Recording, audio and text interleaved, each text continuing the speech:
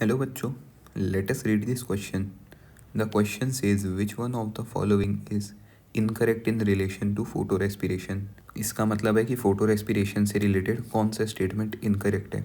Option A लिखा है it occur in chloroplast, B लिखा है it occurs in daytime only, C लिखा है it is a characteristic of C4 plant and D लिखा है it is a characteristic of C3 plant. तो एक बेहतरीन क्वेश्चन आप लोगों के सामने है फ्रॉम CBSE AIPMT 2003।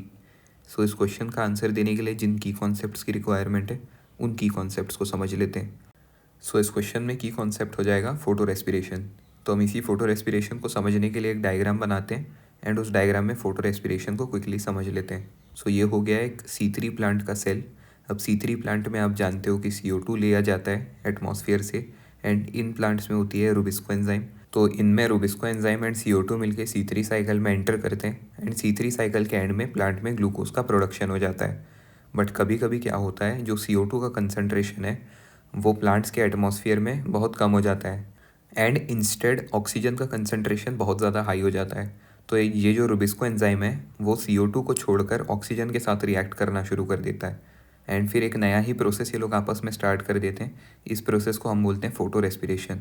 एंड ये जो फोटो रेस्पिरेशन का प्रोसेस है प्लांट के लिए बेहद वेस्टफुल प्रोसेस होता है। इसमें प्लांट कुछ भी प्रोड्यूस नहीं कर पाता अपने काम के लिए। इंस्टेड वो जो फोटोसिंथेसिस में उसने बनाया होता है कुछ प्रोडक्टिव चीज़ें, उनका भी कुछ पार्ट यहाँ पे लॉस हो जाता है। एंड ये जो C3 साइकिल वाली प्रोसेस है ये तो टोटली बंद हो जाती है एंड एक फोटो रेस्पिरेशन की प्रोसेस अल्टरनेटिवली चालू हो जाती है। अब इसी फोटो रेस्पिरेशन की प्रोसेस को प्रिवेंट करने के लिए जो एडवांस प्लांट है, जो C4 प्लांट्स होते हैं, वो लोग अपना फोटोसिंथेसिस दो सेल्स में करते हैं। दो सेल्स होते हैं mesophyll cell and bundle sheath cell. BS लिख रहा हूँ मैं यहाँ पे शॉर्ट में। सो ये जो mesophyll cell and bundle sheath cell है इन दोनों में फोटोसिंथेसिस होता है।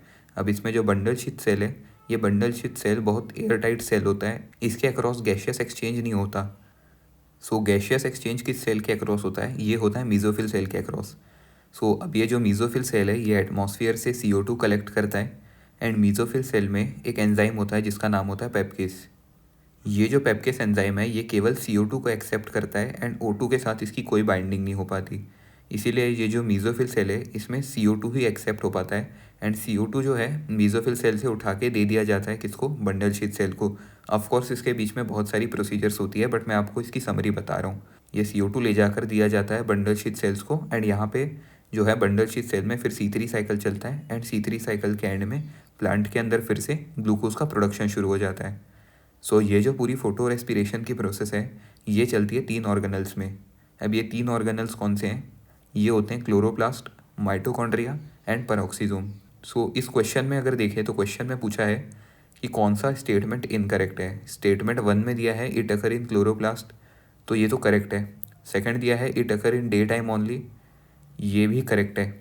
अगर ऑप्शन सी में देखें it is a characteristic of C4 plant, तो ये स्टेटमेंट इनकरेक्ट है बिकॉज C4 प्लांट में ये प्रोसेस एब्सेंट होती है जबकि C3 प्लांट में ये प्रोसेस प्रेजेंट होती है।